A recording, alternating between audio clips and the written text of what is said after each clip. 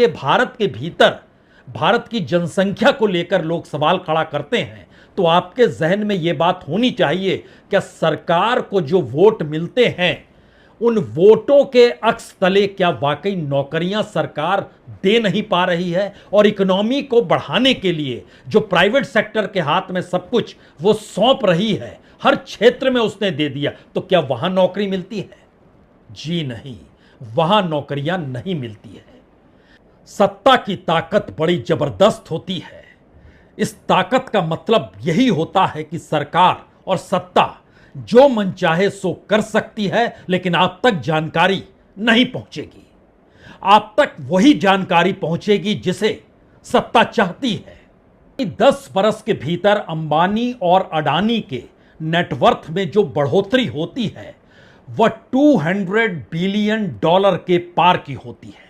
अगर आप रुपए में समझना चाहते हैं तो तकरीबन 17 से 18 लाख करोड़ के नेटवर्थ में इजाफा 2014 से 2024 के बीच में सिर्फ अंबानीज और अडानीज का होता है।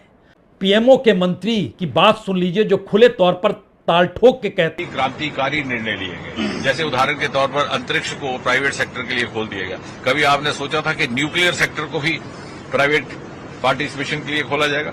और आज स्थिति ये है कि हमारे जितने भी सेक्टर्स हैं उसमें पब्लिक और प्राइवेट के बीच की दरार समाप्त हो चुकी है।